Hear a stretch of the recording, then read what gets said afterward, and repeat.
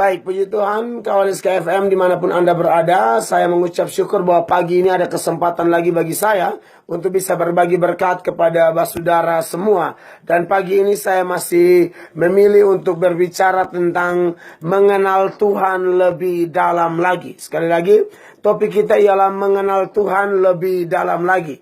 Nah, saudara-saudara yang diberkati oleh Tuhan Yesus Kristus, secara berturut-turut 2 minggu saya bicara kepada saudara tentang bagaimana mengenal Tuhan lebih lagi. Dan salah satu cara terbaik untuk kita mengenal Tuhan ialah Tuhan mengajarkan kita untuk mengenal Dia melalui firman-Nya, saudara-saudara. Dan pagi ini saya akan menyoroti bagian sederhana lain yang tidak kalah pentingnya dalam hal mengenal Tuhan, saudara-saudara. Kalau yang pertama kita mengenal Tuhan melalui kitab suci, melalui baca firman Allah, dengar firman Allah, maka pagi ini saya mau mengajak saya dan saudara untuk mengenal Tuhan melalui kehidupan doa kita. Sekali lagi, mengenal Tuhan melalui kehidupan doa kita. Nah, saudara-saudara yang diberkati oleh Tuhan Yesus Kristus, kehidupan doa adalah sesuatu yang sangat penting. Saya akan mengangkat satu ayat pagi ini dari 1 Tesalonika pasal 5 ayatnya yang ke-17. Ya. 1 Tesalonika pasal 5 ayatnya yang ke-17, ini ayat yang sangat pendek di dalam perjanjian baru, yaitu 1 Tesalonika 5 ayat 17, tetaplah berdoa. Ya, saudara-saudara yang diberkati oleh Tuhan Yesus Kristus, memang bicara tentang berdoa, ini adalah satu cara untuk kita mengenal Tuhan lebih dalam lagi. Martin Luther berkata bahwa doa adalah napas kehidupan. Ya, jadi kalau kita tidak berdoa, sama dengan kita tidak bernapas. Kalau berdoanya 1 hari 1 kali, maka bernapasnya 1 hari 1 kali.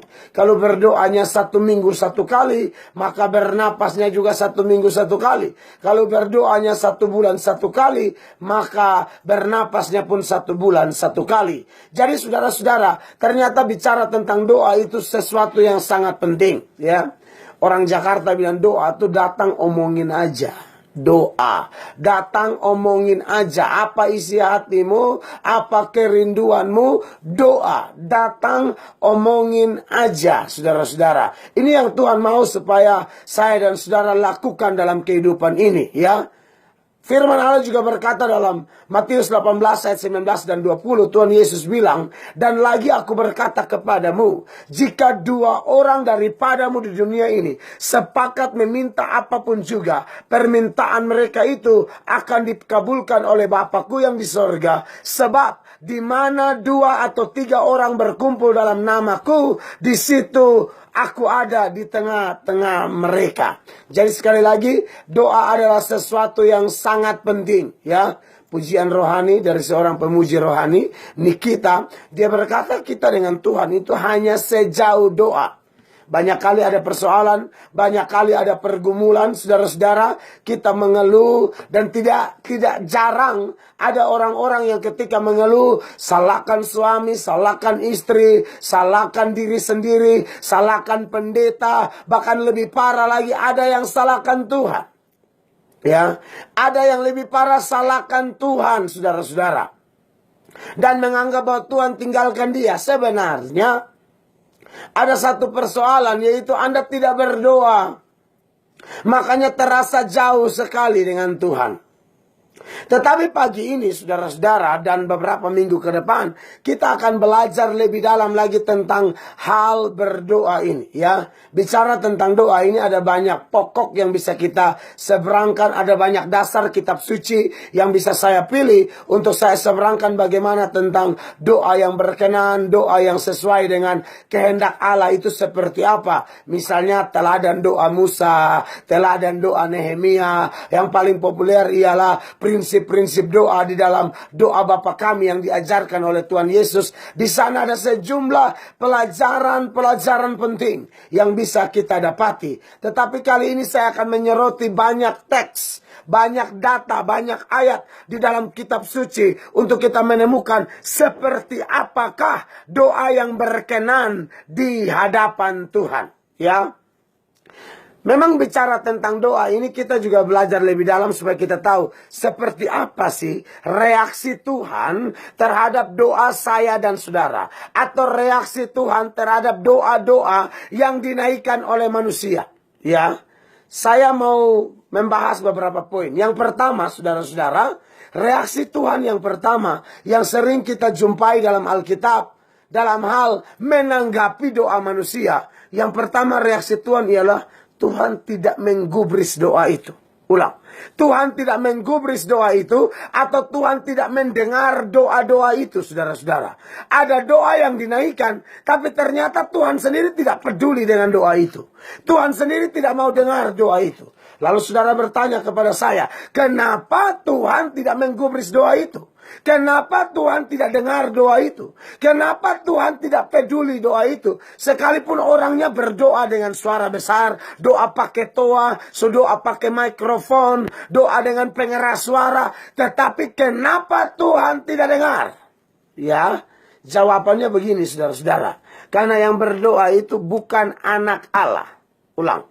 Yang berdoa itu bukan anak Allah. Ya.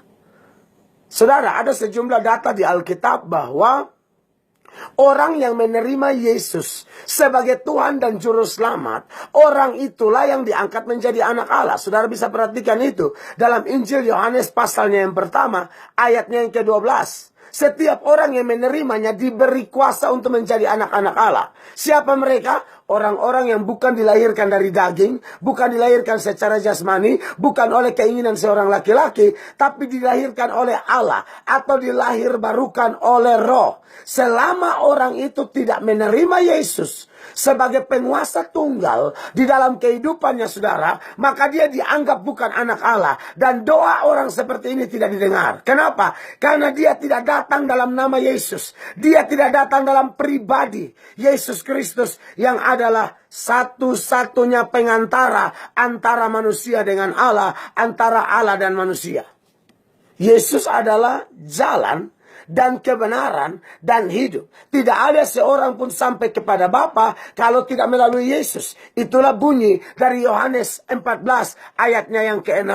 Doa, kekasih Tuhan, itu adalah tindakan untuk datang menghampiri Bapa. Doa adalah tindakan untuk datang kepada Allah. Tapi kalau Anda datang tidak beralaskan, tidak berdasar nama Yesus Kristus, minta maaf, doa Anda tidak didengar, doa Anda tidak dipedulikan, doa Anda tidak digubris. Satu-satunya pengantara yang esa antara saya, saudara, semua manusia dengan Bapa kita, Bapa sang sumber berkat, sumber pengampunan, sumber segala keselamatan, sumber segala perkara-perkara mulia itu hanya bisa didatangi, hanya bisa dijumpai dengan satu nama. Nama di atas segala nama, yaitu nama Yesus Kristus. Paulus menuliskan kepada Timotius, dia berkata, 1 Timotius 2 ayatnya yang ke-5. Karena Allah itu esa, dan esa pula dia yang menjadi pengantara antara Allah dan manusia, yaitu manusia Kristus Yesus. Sekali lagi, Allah itu esa, dan esa pula pengantaranya, yaitu Yesus Kristus. Jadi tidak ada pengantara lain, saudara. Ya, ada banyak jalan ke Roma. Ada banyak jalan ke Roma. Tapi jalan ke surga cuma satu, yaitu melalui Yesus Kristus. Ya. Ada banyak jalan ke mana? Ya, ke Jakarta misalnya. Tapi jalan untuk sampai kepada Bapa, jalan untuk masuk ke hadirat Bapa, hanya melalui Yesus Kristus Tuhan. Ini nama di atas segala nama. Ini nama yang merupakan pokok pemberitaan dari semua pendeta, semua hamba Tuhan. Pendeta harus ceritakan nama ini. Anda mau kenal Tuhan, saya sudah bilang. Cara Tuhan memperkenalkan diri secara khusus, yaitu melalui Yesus. Dalam hal berdoa, harus datang dalam nama Yesus. Nah, saudara yang diberkati, kenapa nama Yesus ini belum begitu penting bagi saya dan saudara? Kenapa pribadi Yesus ini begitu penting dalam segala perkara di seluruh kehidupan kita? Terkhusus pokok yang kita pikirkan atau kita renungkan pagi ini. Dalam hal berdoa, kenapa nama Yesus itu begitu penting? Jawabannya begini, saudara. Yesus ini kan penebus dosa. Nah, kalau saudara tidak datang atau tidak menerima Yesus sebagai Tuhan dan Juru Selamat pribadimu, Anda mau doa pakai toa ke? Doa mau bataria sampai siang hari besar waktu talinga tatikam gara-gara lu bataria ke? Tetapi kalau tidak datang dalam nama Yesus, engkau sedang datang dibungkus oleh dosa-dosamu itu. Satu-satunya pribadi yang bisa membereskan segala dosamu. Dosa asal, dosa yang kita dapat dari pelanggaran Adam dan Hawa, original sin, atau actual sin, dosa yang keluar gara-gara sudah ada potensi dosa di dalam diri saya dan saudara. Kemudian dosa itu mulai keluar dalam perbuatan-perbuatan, pikiran, perkataan, sikap hati yang najis. Dosa itu membungkus kita semua. Anda harus kenal Allah dengan baik. Allah itu maha kasih, tapi dia juga Allah yang suci. Karena dia Allah yang suci, dia tidak bisa kompromi dosa, saudara-saudara. Ingat kalimat saya ini. Yesus Kristus Allah kita, dia mengasihi orang berdosa, tapi dia membenci dosa. Anda tidak bisa datang ke hadiratnya dengan membawa dosa-dosamu itu. Allah tidak bisa lihat engkau gara-gara dosa itu. Ya, Anda ingat ya liturgi gereja misalnya di dalam gemit. Saya suka tuh sesi pengakuan dosa. Ya, di depan mata Yesus. Aduh saudara, saya awal-awal bertobat. 17 tahun lalu. Saya gereja di Gemit Immanuel Oepura. Waktu angkat lagu itu saya menangis sejadi-jadinya. Pendeta-pendeta beberapa majelis lihat saya bingung. Ini anak kepala angin satu kenapa datang menangis di gereja. Saya merasa tidak layak ketika menaikkan itu pujian di depan mata Yesus. Kubuka hidupku. Kubuka segala dosa-dosaku. Saya merasa tidak layak. Tapi di sisi lain, saya juga berbahagia. Itu tangisan kebahagiaan. Karena penjahat ini diterima di rumah Tuhan. Karena penjahat ini, orang bejat ini, bisa datang menghampiri Bapa yang besar, Bapa yang kudus, dalam nama Yesus. Anda mau ketemu gubernur, wali kota, itu kan pakai ajudan. Nah, ajudan kadang-kadang bisa kasih ketemu Anda dengan gubernur atau wali kota atau dengan pejabat tertentu karena ada tamu lain, karena bab tua ada keluar, ada urusan, bab tua mengkali sondemut, ada masalah tertentu, tidak mau ketemu wartawan, tidak mau ketemu orang, tidak mau dengar keluhan Anda. Itu pejabat di dunia.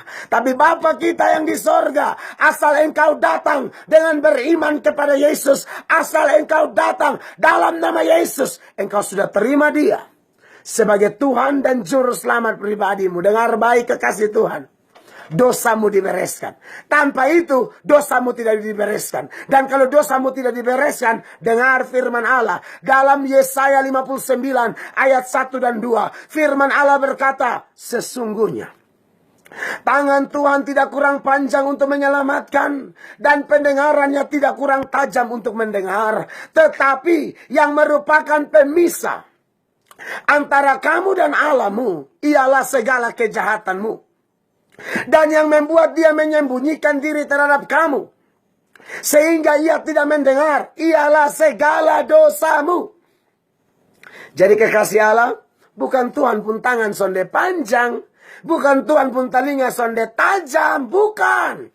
Tapi dosa-dosamu itu, dosa-dosa kita yang membuat ketika Anda berdoa, Bapa Tua sonde toe, sonde gubris, sonde peduli, sonde mau dengar. Karena Anda bukan anak Allah.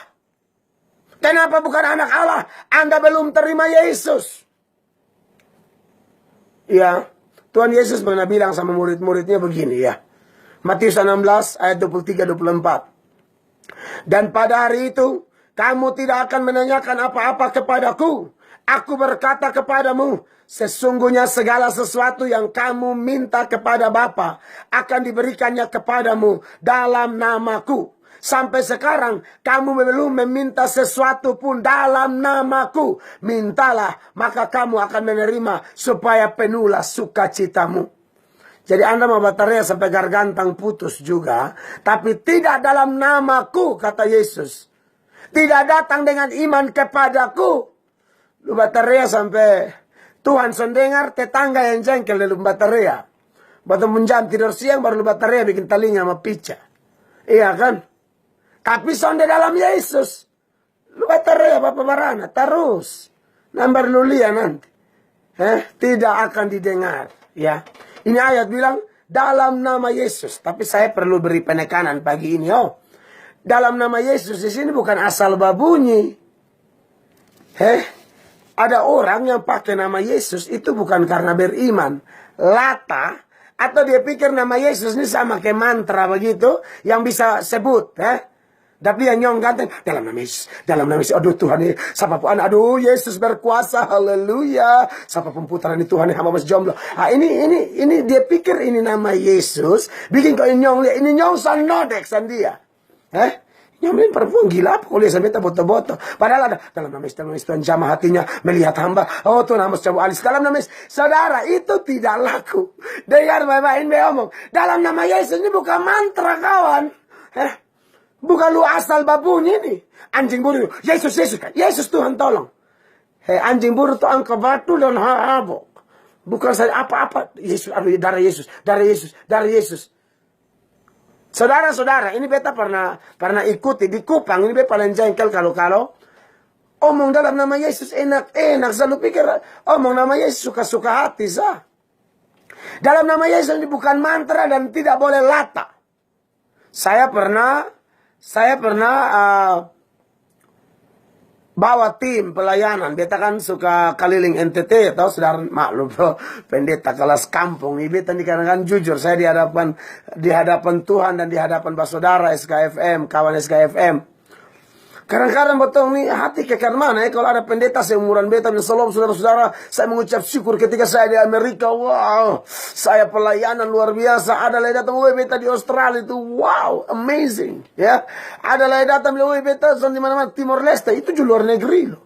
Luar biasa, nah beta tahu tuh Kolbano, Kuanheum, Amabi, Amfeto, Bena, Oepoli, Nuban. Kemarin sudah jadwal, kakak bisa di Ekam kok, bilang main Sandia Bobi, silakan atur, kita mainkan Ekam. Di sana sebanyak orang non tinggalkan Tuhan Bapa. Dia nama Abdullah mafamna Tonis, beta pi, haleluya, ya. Saya siap pergi. Nah, saudara-saudara, jadi beta sering bawa tim dan beta bilang, Basong, tolong pisana tuh, jangan ikut arus pelayanan karena dia mau pelayanan isi hari libur, mulai baso makarubu rame-rame, jadi sana nih batong peperangan rohani, usir setan, khotbah tantang orang bertobat, setan son suka, jadi tolong kau bertobat sungguh-sungguh dan ingat, tidak boleh pandang enteng pelayanan. Memang yang bikin orang bertobat bukan katong, yang bikin orang bertobat Tuhan, yang kaskala setan ju Tuhan. Tapi sebagai orang-orang yang mau berperang, kita wajib persiapan. Kami ada doa puasa, kami ada pergumulan, kami ada pemberesan supaya jangan ada celah bagi setan. Tapi ada beberapa anak buah yang teman-teman, adik-adik yang sonde mau. Sudah pokoknya ikut sahos Tuhan bila. Helah. Setkali bebek air di tanpa daerah, hutan leak sana, dia nama Knino. Waduh, nama tanpa saya sengerin. Knino. Waktu di Knino, saudara tahu apa yang terjadi? Saya KKR. Ada beberapa orang yang tidak ikut doa persiapan.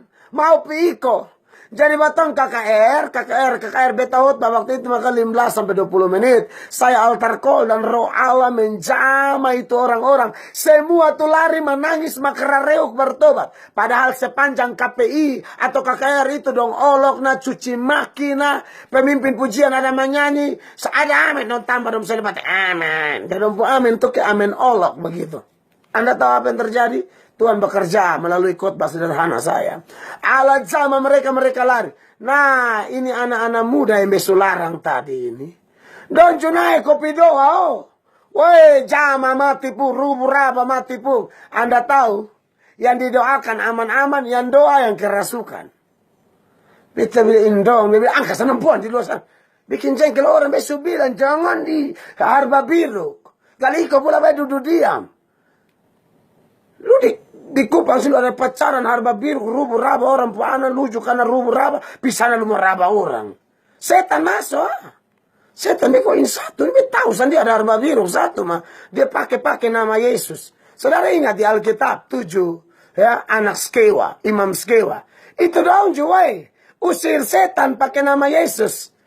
Dong sonde beriman kepada Yesus. Hanya modal dengar Paulus biasa usir setan nama Yesus. Don't you pikir pakai-pakai nanti ini setan lari. Hei, nama Yesus yang dimaksudkan bukan begitu. Perhatikan pagi ini saya jelaskan supaya saudara kalau mau pakai nama Yesus nama ngerti. Bukan harba biru ke mantra. Perhatikan ini nih. Kisah pasal 19 kita bandingkan. Mulai ayatnya yang ke-13. Juga beberapa tukang jampi Yahudi yang berjalan keliling di negeri itu mencoba menyebut nama Tuhan. Mencoba, ini hanya coba-coba. Mencoba menyebut nama Tuhan Yesus atas mereka yang kerasukan roh jahat dengan berseru katanya, aku menyumpahi kamu demi nama Yesus yang diberitakan oleh Paulus. Jadi memang Paulus biasa usir setan dalam nama Yesus. Ya donjo fadok, aku usir setan demi nama Yesus yang Paulus biasa omong-omong itu. Apa yang terjadi? Ya saudara mari lihat, mereka ini ternyata anak-anak imam, ya. Mereka yang melakukan itu ialah 7 orang anak dari imam kepala Yahudi yang bernama Skewa. Ini imam kepala pu anak. Jadi ini ketua majelis pu anak. Saudara tidak jaminan saudara anak pendeta aja lu pikir lu bisa nama Yesus. Tolong berasa. Ayat 15. Tetapi roh jahat itu menjawab, Yesus aku kenal. Dan Paulus aku ketahui. Tetapi kamu, siapakah kamu? Hei, setan tuh kenal Tuhan Yesus, dia kenal hamba-hamba Tuhan yang beriman kepada Yesus. Malu nih kok harus. Ada main judi keras satu, dalam nama Yesus, dalam nama Yesus. Dalam nama Yesus, dia pas kapan? Pas urut kartu itu. Bayangkan beta dulu, tuh ingat kalau main judi kau pasang skop besar tuh. Atau main per tuh. Kan main TJ bagi 4 daun dahulu tuh. Weh pas bagi 4 daun tuh kalau bukan skop besar kan per. Itu kau bisa doa tuh, itu doa sondelaku betul-betul. Ada bikin dosa berdoa dalam nama Yesus. Lupa apa? Jack. Oh Yesus Kristus tolong. Koneng. Bayangkan. Ini kan kurang ajar ini. Kalau pasang bola guling dia mulai doa. Yesus tolong palang darah Yesus. Haleluya, palang kuning. Saudara, ini dosa beda. Weh penjudi dong, dengar baik. Lu main judi bisa dalam nama Yesus.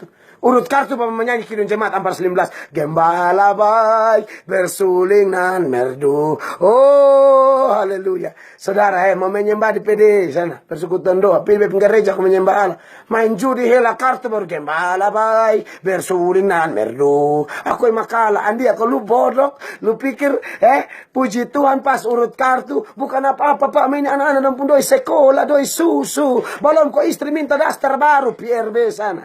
Jangan, saudara, ini saya sampaikan supaya Anda mengerti. Pakai nama Yesus, pakai main judi lagi, ya. Ayat 15. Tetapi roh itu menjawab, Yesus aku kenal. Dan Paulus aku ketahui. Bahasaku, tapi lu ini siapa ini lu ini? Selingkuh kiri kanan satu malu pakai nama Yesus. Bini su tidur lu SMS. Sayang, mai tua su tidur bet sepi andia ini. Mai tua ada tangkap SMS. Ini sayang nih siapa? Itu Teo gila sa. Yang sayang selalu setengah 2 pagi. Selingkuh bersina jalan dinas. Piba palo dan Mbak Jawa di sana di hotel sana. Bilang bantal palo apa kau bakarak balari begitu. Ber-SMS mai tua di rumah bilang, Mama bapak kasih mati handphone, mama bapak doa, ini tugas jalan dinas di beban barat, jadi bapak doa apa? Ikan lumba-lumba tunggu selalu di situ baru lo. Jadi kekasih Allah ini terjadi, orang pakai nama Yesus pendosa berat, pejina, pemabok, selingkuh kuat. Tapi ya omong Tuhan mati pun, Tuhan tuh maha baik, haleluya, Tuhan Yesus ajaib, mabeba ganggu orang pulaki.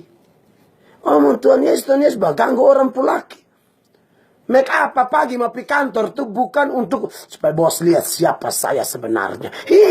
Woi, ibu, dengar badan dan tuh untuk suamimu. Badan ayah tanya, papa ini cocok. Kok begitu baru istri hormat suami? Mah cocok kesan yang penting bosnya beta gitu loh. Lelah anak gitu loh. Nah, saudara, ini saya mesti omong. Karena banyak penggoda pencobaan di kantor itu kan baganggu orang pulaki. Lagi beredar isu-isu yang beda dengan orang lapor. Pak tahu sana ini, kenapa lagi bosnya? Foto san pakai pakaian baru kirim ke seorang pulaki. Dia orang pembini. Perempuan iblis, perempuan setan, bertobat kau. Bini dan boleh urus anak, lu mau anak berapa? 12. Oh, lu yang baranas. Mau anak banyak berbini, sukoko anak lu privadok yang di kantor sana lah.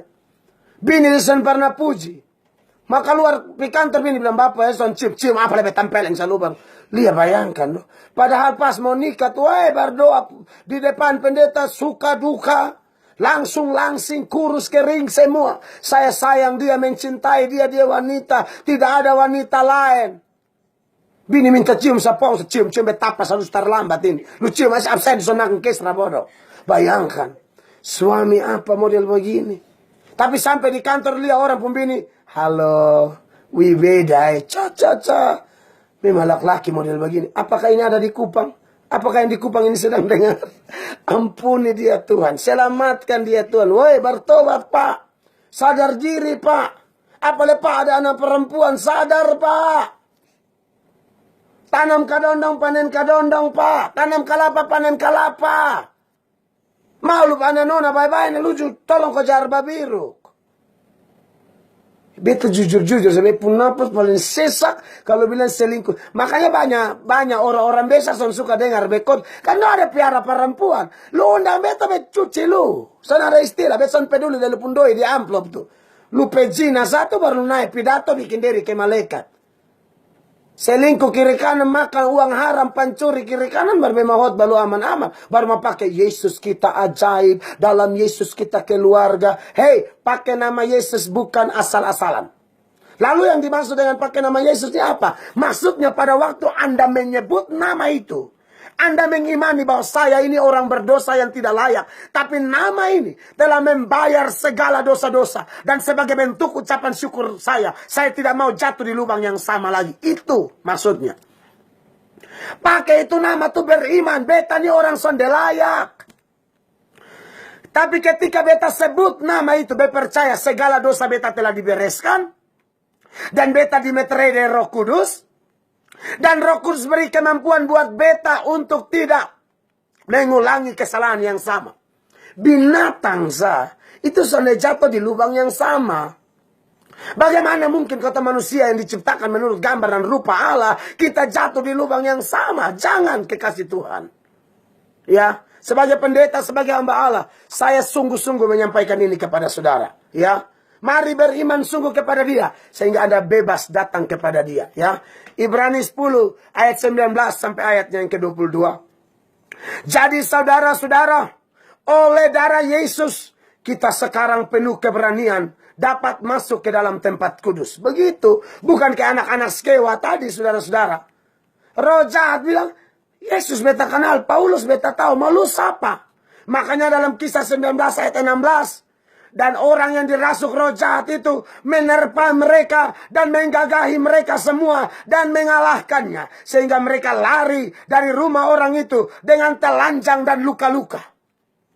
Jadi tolong, datang dalam nama Yesus. Ya, sungguh-sungguh. Sehingga kita punya keberanian masuk ke dalam hadiratnya. Ibrani 10 ayat 20. Karena ia, Tuhan Yesus, telah membuka jalan yang baru dan yang hidup bagi kita melalui tabir, yaitu dirinya sendiri. Ayat 21, dan kita mempunyai seorang imam besar sebagai kepala rumah Allah. Ayat 22, karena itu, marilah kita menghadap Allah dengan hati yang tulus ikhlas dan keyakinan iman yang teguh. Oleh karena hati kita telah dibersihkan dari hati nurani yang jahat dan tubuh kita telah dibasuh dengan air yang murni. Jadi, saudara-saudara yang diberkati oleh Tuhan Yesus Kristus, mari datang kepada Tuhan dengan menerima Dia. Ya, jangan pegang dosa-dosa yang berlarut-larut. Selama ini Anda pegang dosa-dosa itu secara tegar tengkuk. Kalau engkau dengar saya pagi ini, pegang firman Allah. 1 Yohanes 1 ayat 9. Jika kita mengaku dosa kita, Ia adalah setia dan adil. Ia akan mengampuni segala dosa kita dan menyucikan kita dari segala kejahatan kita. Kiranya khotbah saya yang sederhana pagi ini mengingatkan Anda. Minggu depan dan seterusnya saya akan lanjut lebih dalam lagi berkaitan dengan doa ini, saudara. Kiranya khotbah pagi ini memberkati Anda dan saya. Tuhan Yesus memberkati kita. Baik kawan, demikian